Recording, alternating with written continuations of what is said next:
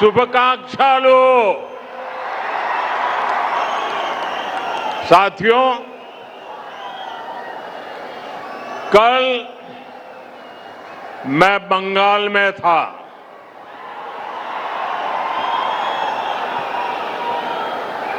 वहां पहली बार बीजेपी के सीएम ने शपथ ली है। पहली बार बंगाल में प्रचंड बहुमत से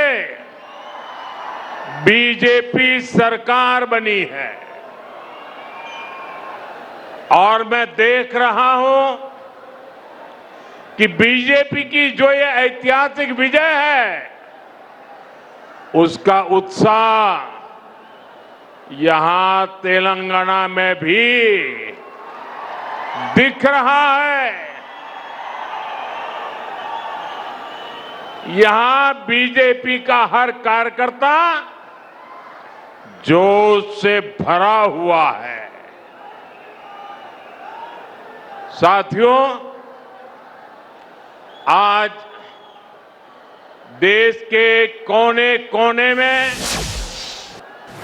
बीजेपी पर जनता का आशीर्वाद निरंतर बढ़ रहा है। देश के लोग बार बार बीजेपी के विकास मॉडल पर, गुड गवर्नेंस के मॉडल पर अपनी मुहर लगा रहे हैं। आजादी के 75 साल बाद असम में भाजपा सरकार की हैट्रिक लगी है और पुडुचेरी में भी बीजेपी एनडीए सरकार दोबारा वापस आई है। भाजपा की ऐसी जीत के बाद मैं तेलंगाना में के लोगों की भावनाएं भी देख रहा हूं। तेलंगाना में हर कोई एक ही बात कह रहा है, अब की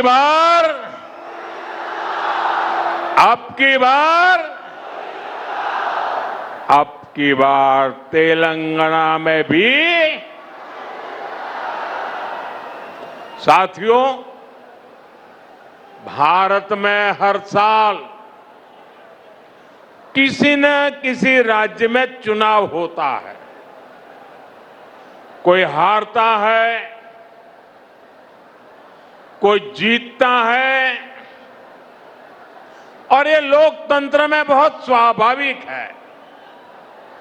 ये लोकतंत्र का अनिवार्य हिस्सा है।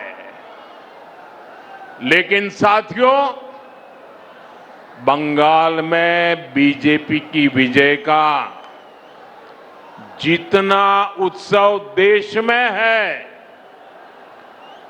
जितनी चर्चा दुनिया भर में हो रही है, वैसी चर्चा पहले किसी जीत पर नहीं हुई है। इसका कारण यह है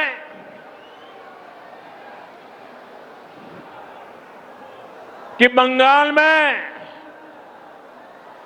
सिर्फ राजनीतिक दलों की हार जीत नहीं हुई है, वहां एक ऐसी राजनीति को लोगों ने पराजित किया है जिसने एक तरह से बंगाल की जनता को गुलामी की बेड़ियों में जकड़े रखा था। साथियों, इस देश में कांग्रेस ने करप्शन को बढ़ाया, परिवारवाद को बढ़ाया और संवैधानिक संस्थाओं का गला घोंटने का काम किया। जब टीएमसी बनी तो उसने कांग्रेस से ये सारी बुराइयां सीख ली,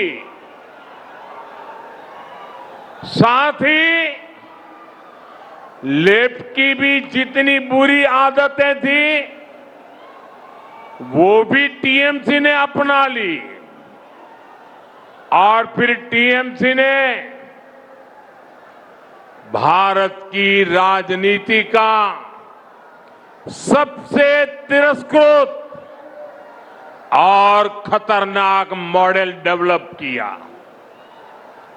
टीएमसी ने अपने इस तानाशाही मॉडल में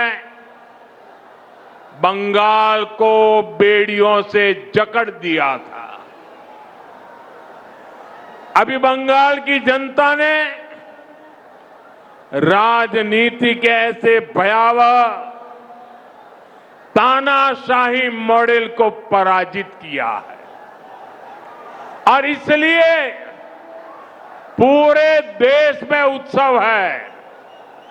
ऐसा लग रहा है जैसे बंगाल के लोग बरसों के बाद अब खुले में सांस ले रहे हैं।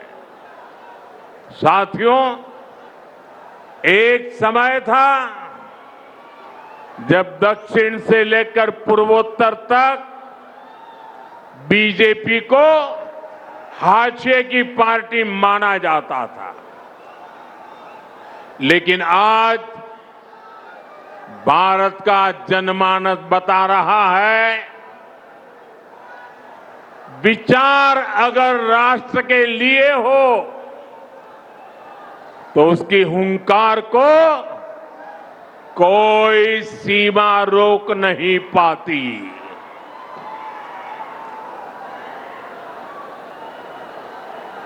साथियों, अब देखिए आगे कोई जगह नहीं है।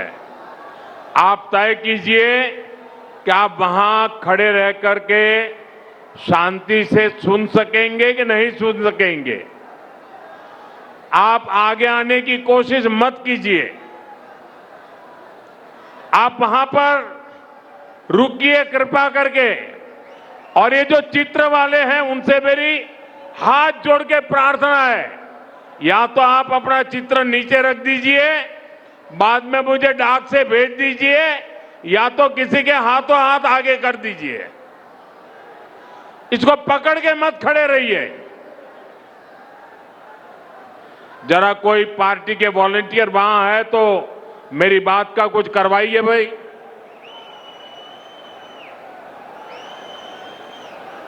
क्योंकि पीछे किसी को दिखता नहीं और उसके कारण लोग आवाज कर रहे हैं।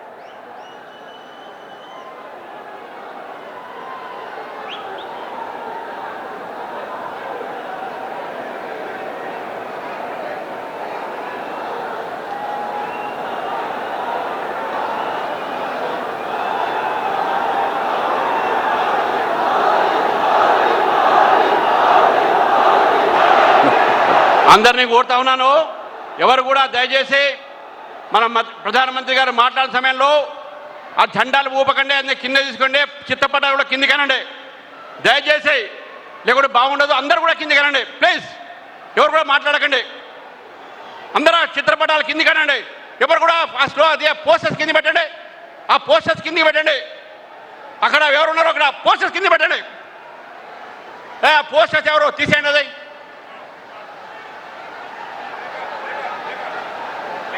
तेलंगाना के मेरे भाइयों बहनों, मेरे नौजवान साथियों, ये आपका प्यार मेरे सर आंखों पर,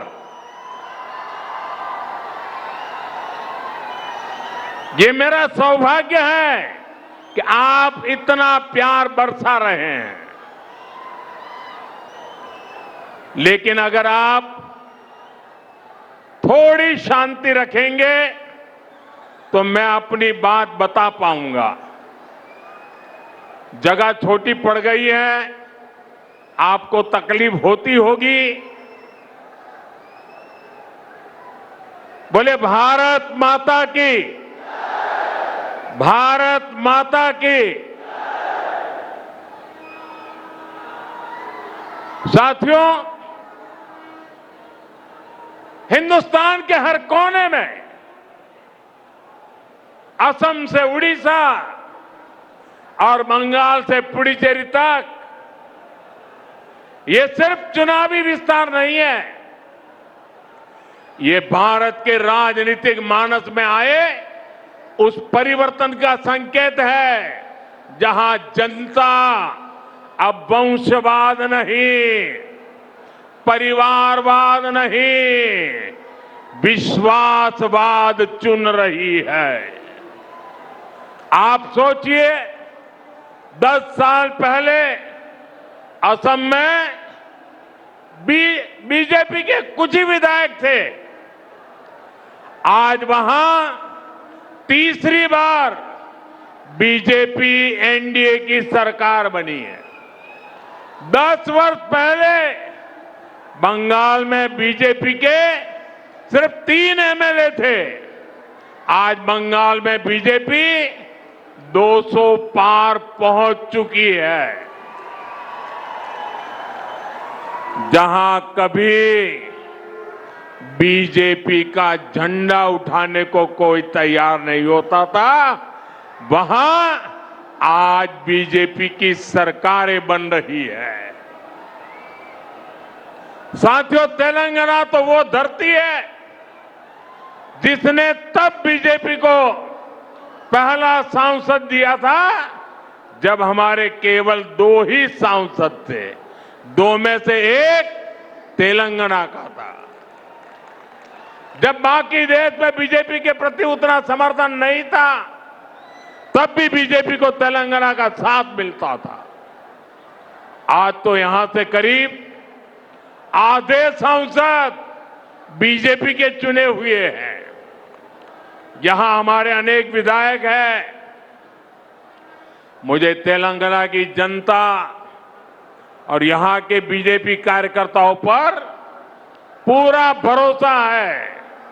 अगली बार यहां भी प्रचंड बहुमत से, अगली बार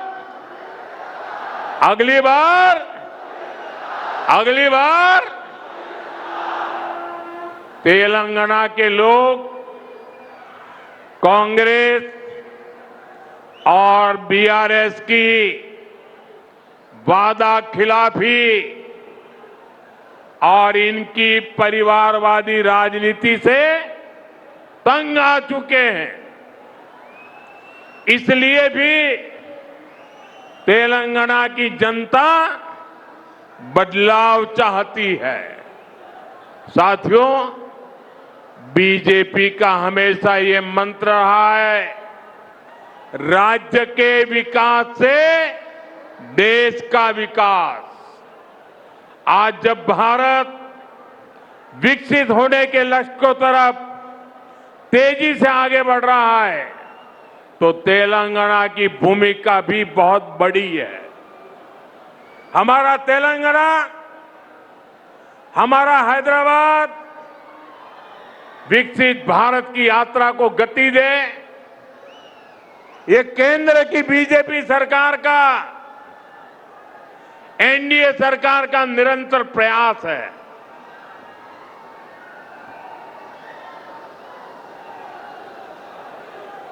इसी मकसद के साथ थोड़ी देर पहले मुझे हजारों करोड़ रुपए के प्रोजेक्ट्स का शिलान्यास करने का अवसर मिला। साथियों, अभी देश भर में 14 इंडस्ट्रियल कॉरिडोर पर काम चल रहा है। उसमें से एक यहां तेलंगाना में बनने जा रहा है। जहीराबाद इंडस्ट्रियल एरिया में व्हीकल मैन्युफैक्चरिंग से लेकर फूड प्रोसेसिंग तक इंडस्ट्री का एक आधुनिक इकोसिस्टम बन रहा है। ये लाखों युवाओं को रोजगार देने का काम है। ये इंडस्ट्रियल एरिया यहां के किसानों, यहां के मिडिल क्लास के लिए एक नया वरदान बनकर आएगा। साथियों, एक और उदाहरण टेक्सटाइल पार्क का भी है। पूरे देश के लिए 7 पीएम मित्र टेक्सटाइल पार्क स्वीकृत हुए। उनमें से भी एक यहां तेलंगाना में हमारे वारंगल में बन रहा है। ये तेलंगाना के कपड़ा उद्योग को नई बुलंदी देगा। यहां जो कॉटन फार्मर है, ये टेक्सटाइल पार्क उनके भाग्य को बदलने का काम करेगा और इसमें भी रोजगार के लाखों अवसर बनेंगे। साथियों, तेलंगाना के कॉटन किसानों के लिए एक और खुशखबरी है। हाल में ही कॉटन की प्रोडक्शन और क्वालिटी बढ़ाने के लिए केंद्र सरकार ने एक नए मिशन को स्वीकृति दी है।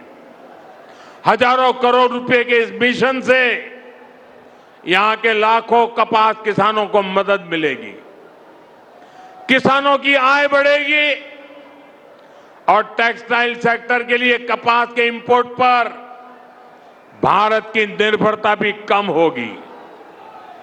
साथियों, बीजेपी का फोकस विकास पर, रोजगार निर्माण पर है, लेकिन कांग्रेस यहां क्या कर रही है, ये आप अच्छे से देख रहे हैं।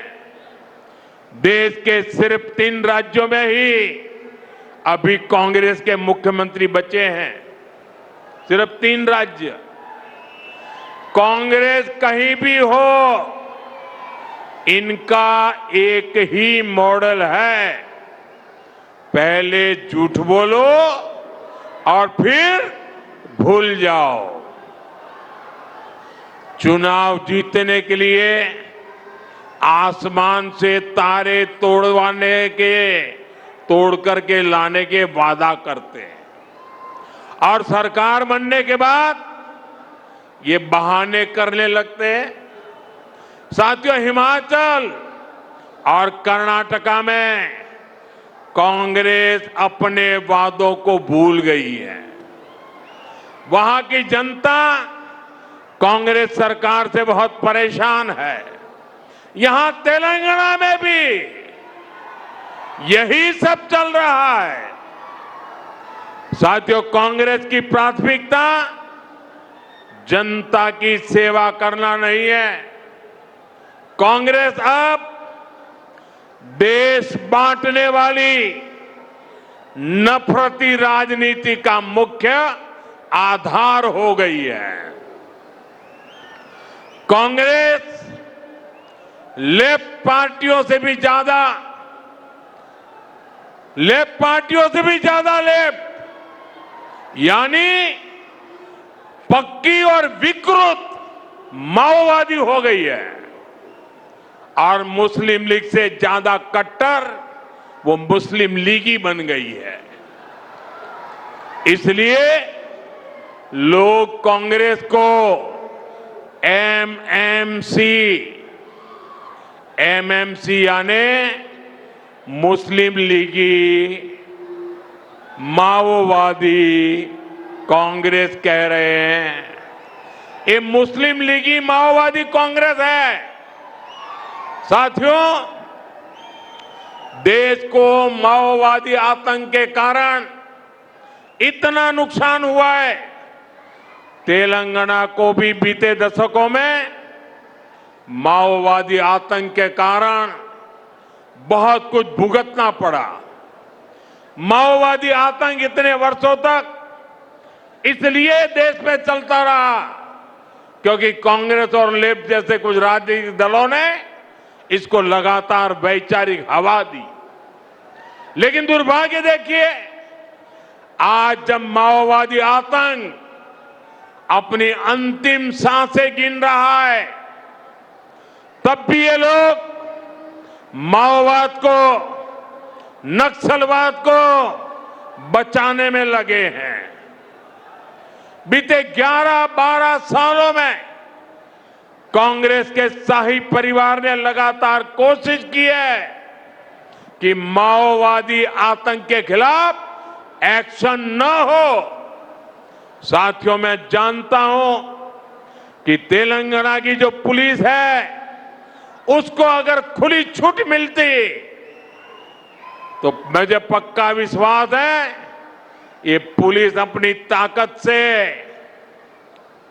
केंद्र की नीतियों के साथ कदम मिलाकर अगर वो चलती तो बहुत पहले ही माओवादी आतंक का खात्मा हो चुका होता। लेकिन इन लोगों ने साथ नहीं दिया, इसलिए देश को माओवादी आतंक को पूरी तरह कुचलने में इतना वक्त लग गया। साथियों, बीजेपी एनडीए के प्रयासों से अब तेलंगाना माओवादी आतंक से मुक्त हो रहा है और इसलिए तेलंगाना में बीजेपी की सरकार बननी और भी जरूरी हो गई है। बीजेपी की सरकार यहां नई सोच, नए विजन और नए कमिटमेंट के साथ सरकार चलाएगी, जिसका लक्ष्य होगा विकसित तेलंगाना। साथियों, आज भारत तेजी से विकसित होने के लक्ष्य की तरफ आगे बढ़ रहा है, लेकिन इस समय भारत कई विराट चुनौतियों का मुकाबला भी कर रहा है। साथियों, कोरोना काल के दौरान ही दुनिया सप्लाई चेन के बहुत बड़े संकट से गिर गई थी। कोविड के बाद यूक्रेन में युद्ध शुरू हो गया, उसने दुनिया की परेशानियां और बढ़ा दी। फूड, फ्यूल, फर्टिलाइजर, इन तीनों चीजों पर गंभीर प्रभाव पड़ा। बीते 5-6 वर्षों में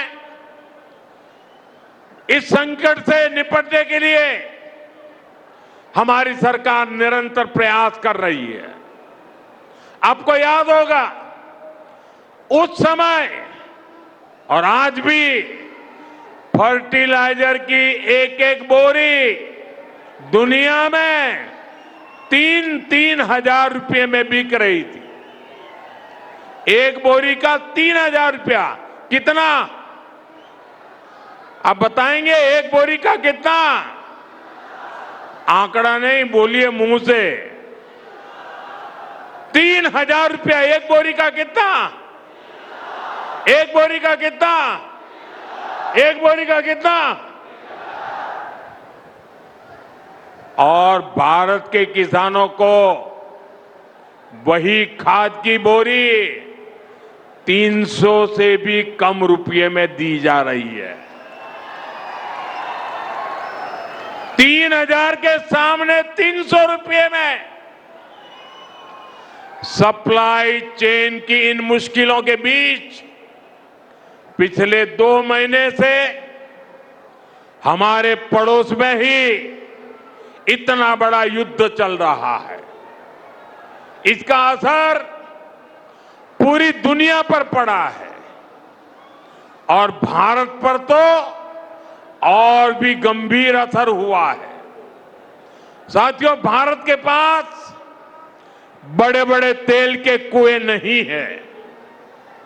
हमें अपनी जरूरत का पेट्रोल, डीजल, गैस, ये सब बहुत बड़ी मात्रा में दुनिया के दूसरे देशों से, बाहर से मंगाना पड़ता है। युद्ध की वजह से पूरी दुनिया में पेट्रोल, डीजल, गैस और फर्टिलाइजर के दाम बहुत अधिक बढ़ चुके हैं, आसमान को भी पार कर गए हैं। अड़ोस पड़ोस में देशों में क्या हाल है वो तो अखबारों में आता है। भारत सरकार इस युद्ध के पिछले 2 महीनों से देशवासियों को इस संकट से बचाने के लिए लगातार प्रयास कर रही है।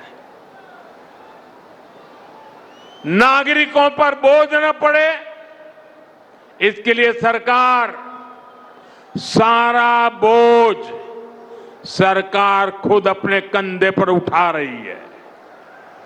लेकिन साथियों, जब सप्लाई चेन पर संकट लगातार बना रहे तो हम कितने भी उपाय कर लें, मुश्किलें बढ़ती ही जाती है।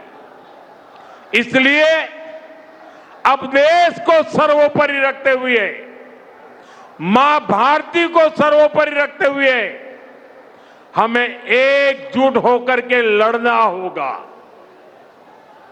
हमें याद रखना है, देश के लिए मरना ही सिर्फ देशभक्ति नहीं होती है।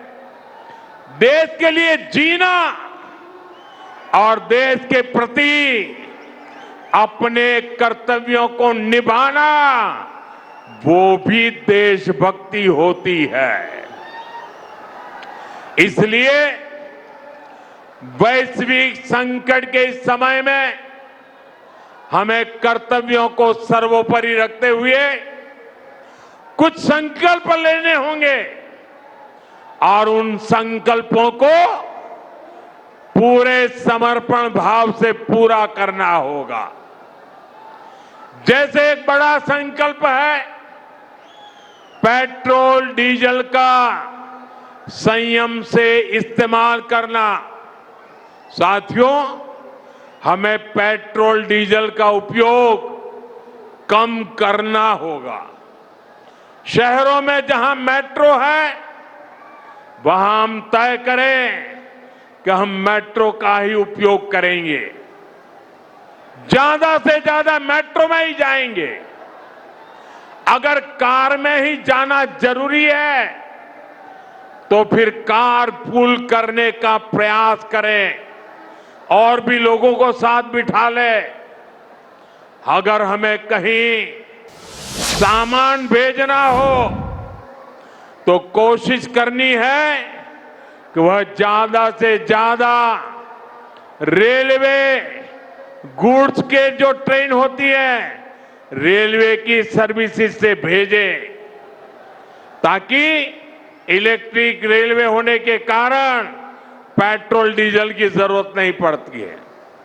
जिन लोगों के पास इलेक्ट्रिक व्हीकल है वो भी कोशिश करें कि इलेक्ट्रिक व्हीकल का ज्यादा से ज्यादा उपयोग करें।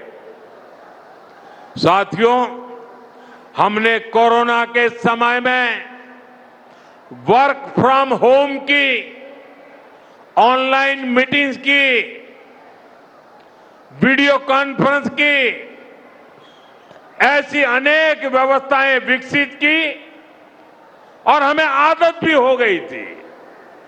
आज समय की मांग ऐसी है कि उन व्यवस्थाओं को हम फिर से शुरू करें तो वो देश हित में होगा। Work from home, online conferences, virtual meetings, इनको हमें फिर से प्राथमिकता देनी है।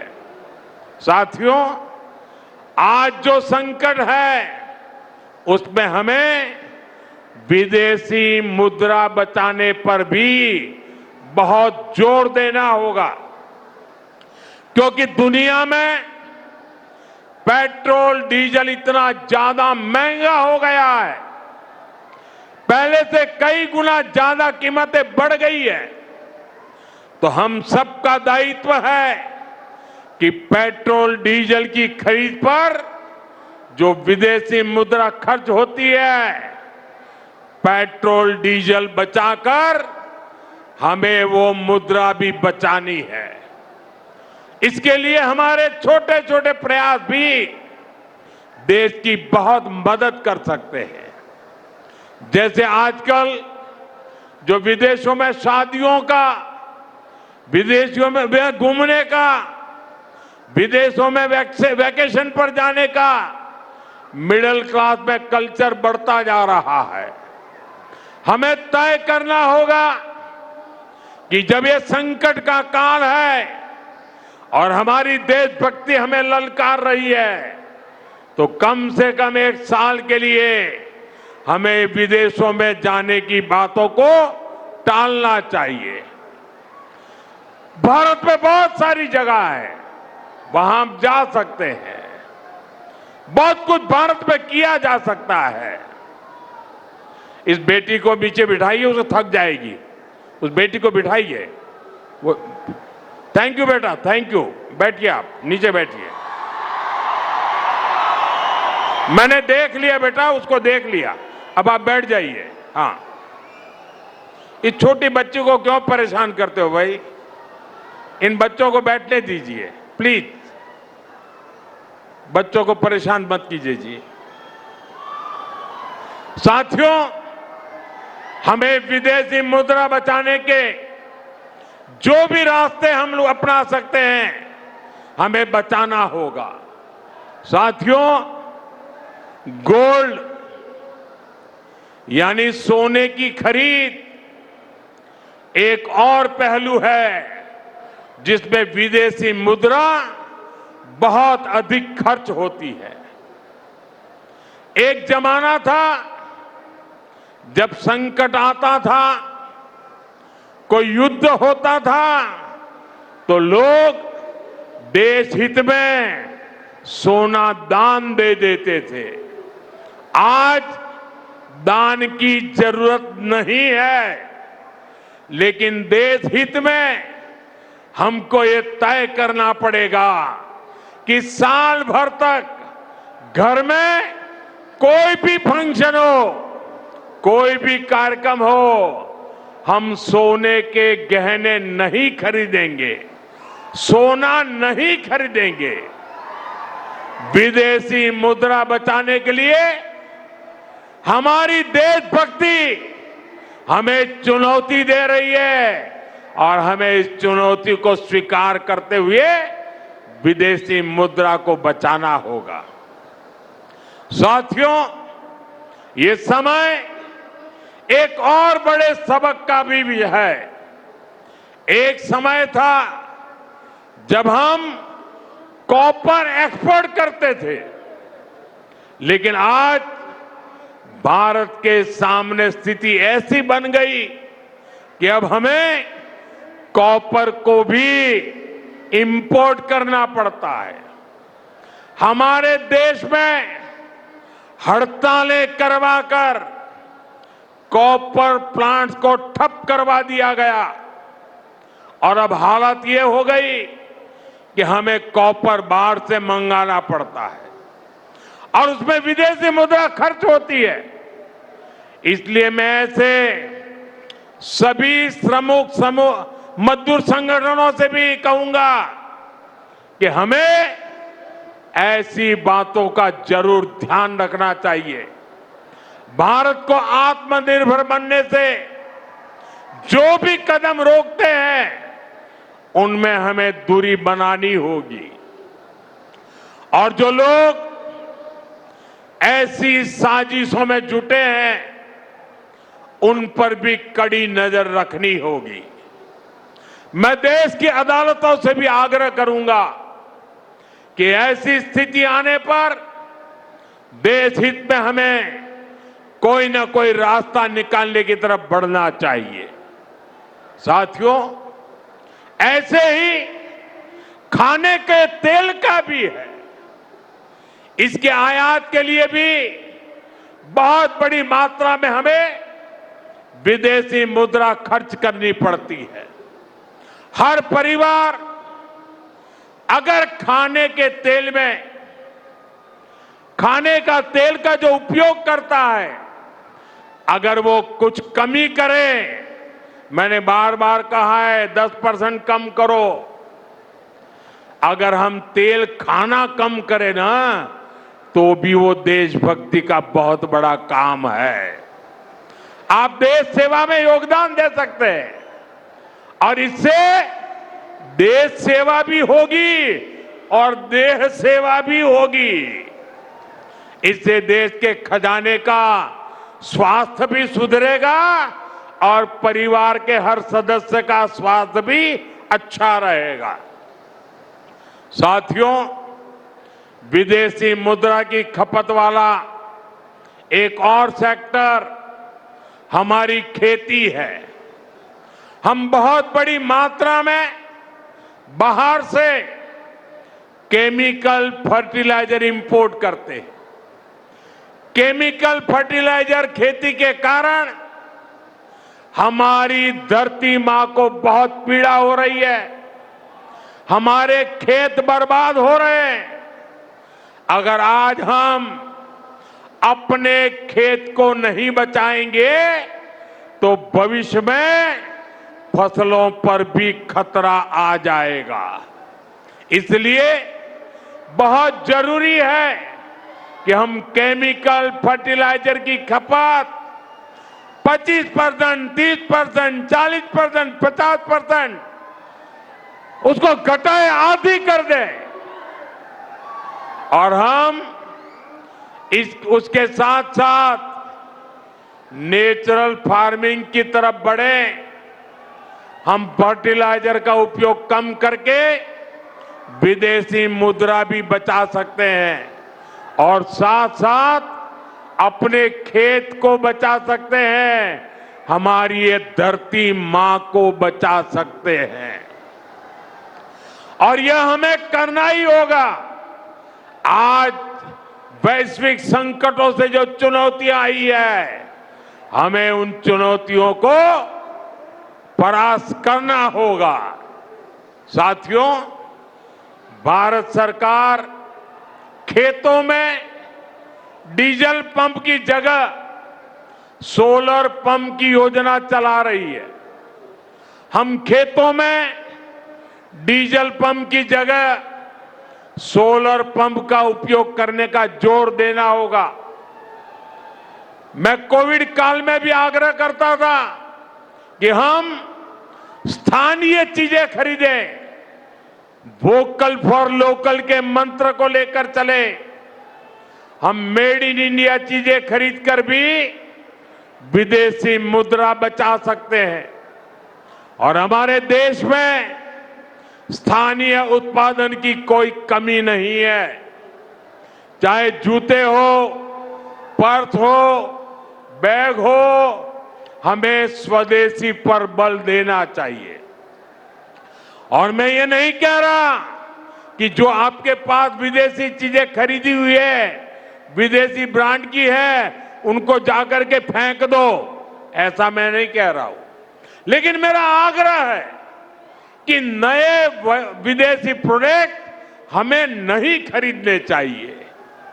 और वाकई हमें कई बार अंदाजा तक नहीं होता कि रोजमर्रा की कितनी सारी चीजें विदेशी हैं जो हम ऐसे ही यूज कर रहे हैं।